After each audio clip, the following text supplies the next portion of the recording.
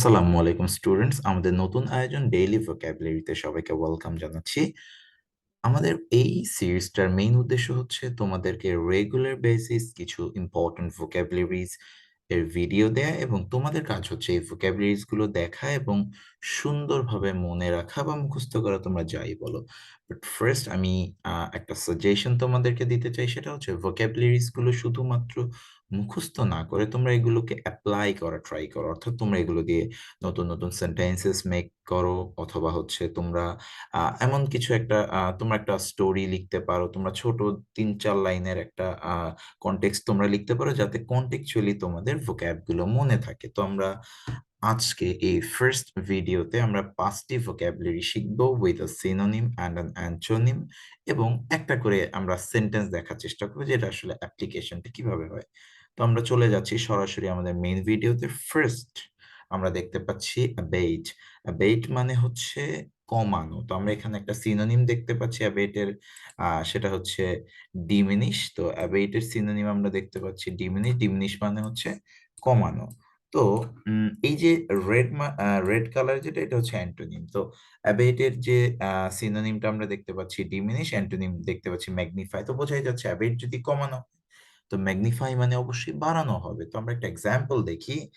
The storm would abate and they could leave. The storm would abate and they could leave. তুমি context চিন্তা করো, তারা এই জায়গা থেকে চলে যাবে কখন? ঝড় কমলে। তো ঝড়টা কি হচ্ছে? কমছে। তো অ্যাবেট অর্থ হচ্ছে কমা। তো ইটস আ ভার্ব। আমরা যদি এর পরের ওয়ার্ডটা দেখি, আহ এর পরের শব্দটা হচ্ছে অ্যাবলিশ। অ্যাবলিশ মানে হচ্ছে নিশ্চিহ্ন করা। আমি আরো সহজভাবে বলে মুছে ফেলা, কোনো কিছু ইরাডিকেট করা, ডিলিট করে দেয়া। এটার অ্যান্টোনিম হতে পারে স্ট্যাবলিশ। স্ট্যাবলিশ মানে কি? কোনো কিছু স্থাপন করা, ক্রিয়েট করা, ফর্ম করা। তো অ্যাবলিশ আমরা দেখলাম। তো আমরা একটা এক্সাম্পল যদি দেখি, many people fought to abolish slavery during the civil war. Civil war, গৃহযুদ্ধের সময় অনেক মানুষই ফাইট করেছিল স্লেভারি অর্থাৎ দাসত্বকে নিশ্চিহ্ন করে দেওয়ার জন্য, দাসত্বকে মুছে ফেলার জন্য। তাহলে অ্যাবলিশ মানে হচ্ছে মুছে ফেলা, নিশ্চিহ্ন করে দেয়া, ইরাডিকেট, ডিলিট, ওকে, ভ্যানিশ করে দেওয়া। পরের শব্দটা আমরা দেখতে পাচ্ছি অ্যাবর্টিভ। অ্যাবর্টিভ মানে হচ্ছে নিষ্ফল বা ব্যর্থ, ইউজলেস। আমরা একটা সিনোনিম এখানে দেখতে পাচ্ছি, এবং অ্যান্টোনিম দেখতে পাচ্ছি ফ্রুটফুল মানে ফলপ্রসূ। এখানে আমরা একটা এক্সাম্পল দেখছি, BCB has made several abortive attempts. Bangladesh cricket board এরা অনেকগুলো নিষ্ফল, অপ্রয়োজনীয়, ইউজলেস অ্যাটেম্প, চেষ্টা নিয়েছিল। তো এটা খুব কন্টেক্সচুয়াল বর্তমান সময়ের জন্য। আমরা পরের যে ওয়ার্ডটা দেখতে পাচ্ছি সেটা হচ্ছে অ্যাব্রিজ। অ্যাব্রিজ মানে হচ্ছে শর্টেন অর্থাৎ ছোট করা। ব্রিজ মানে হচ্ছে ছোট করা, কোনো কিছু কমিয়ে আনা, সংক্ষেপ করা। এবং এটার অ্যান্টোনিম আমরা দেখতে পাচ্ছি এনলার্জ। এনলার্জ মানে হচ্ছে কোনো কিছু কি করা? বড় করা, ম্যাগনিফাই করা। তো এখানে একটা এক্সাম্পল দেখতে পাচ্ছি, যদিও এক্সাম্পলটা আসলে সংক্ষেপ না, মোটামুটি বড়ই।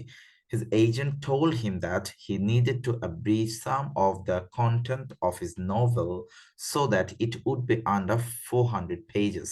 তো লাইনটা পড়লে দেখো তোমরা, কিন্তু তার এজেন্ট তাকে বলছে আপনি আপনার নোভেলটাকে একটু কি করেন? ছোট করেন, কমান। তো কমান কেন? পরের অংশটা যদি আমরা, যাতে করে এটা 400 পেজের মধ্যে হয়, 400 পেজের ভেতরে হয়। তাহলে 400 পেজের ভেতরে করতে গেলে কি আমার নোভেলটাকে একটু ছোট করতে হবে, সংক্ষেপ করতে হবে, কমাতে হবে। তাহলে ব্রিজ মানে হচ্ছে কি করা? সংক্ষেপ করা। এবং এটা অ্যান্টোনিম আমরা পাচ্ছি এনলার্জ, এবং ব্রিজের সিনোনিম হচ্ছে শর্টন, লেসন, এগুলো। লাস্ট আমরা যে ওয়ার্ডটা আজকে শিখবো সেটা হচ্ছে অ্যাবান্ডান্ট। অ্যাবান্ডান্ট মানে হচ্ছে প্রচুর, অনেক, প্লেন্টি। তো আমরা প্লেন্টি বা অ্যাবান্ডান্ট, এই দুটো শব্দের মধ্যে প্লেন্টিটা মনে হয় আমাদের পরিচিত, অ্যাবান্ডান্ট অনেকে জানি না। তো ABUNDANT, অ্যাবান্ডান্ট। এটার বাংলা দেখতে পাচ্ছি আমরা অধিক বা প্রচুর অর্থাৎ অনেক। তো একটা এক্সাম্পল দেখি, mosquitoes are extremely abundant in this dark wet place. তো আমরা একটু যদি সেন্টেন্সটা দেখার চেষ্টা করি, এই এই অন্ধকার ভেজা জায়গাতে মশা কম হবে না বেশি হবে? বোঝাই যাচ্ছে মশা অনেক বেশি হবে। তো অ্যাবান্ডেন্ট মানে কি? অনেক। তো এটার একটা অ্যান্টোনিম আমরা দেখতে পাচ্ছি ইনসাফিসিয়েন্ট, অথবা আমরা ইনএডিকুয়েটও বলতে পারি। তো অ্যাবান্ডেন্ট মানে হচ্ছে অনেক, এবং ইনসাফিসিয়েন্ট মানে হচ্ছে কম। এই ছিল আমাদের ফার্স্ট ভিডিওটি। আশা করি ভিডিওটি তোমাদের ভালো লেগেছে, এবং ভালো লাগার চেয়ে ইম্পর্টেন্ট ব্যাপার হচ্ছে এই 5টি ওয়ার্ড, এবং এই সিনোনিম অ্যান্টোনিম গুলো সুন্দরভাবে ভিডিওটি 2-3 বার দেখে তোমরা মনে রাখবে এবং এগুলো দিয়ে সেন্টেন্স মেক করার চেষ্টা করবে। ইনশাল্লাহ আগামীকাল আমরা এরকম আরো নতুন 5টি ওয়ার্ড নিয়ে আসব, যেগুলো তোমরা তোমাদের ডেইলি লাইফে তোমাদের ডেইলি ওয়ার্ড লিস্টে ইনক্লুড করে ফেলবে, যাতে তোমাদের ইংলিশটা আগের চেয়ে কিছুটা হলেও ভালো হয়। তোমরা যেন ইংলিশটা পড়ে বুঝতে পারো, বলার সময় যেন তোমরা এই শব্দগুলো ব্যবহার করতে পারো। সবাইকে ধন্যবাদ। আল্লাহ হাফেজ।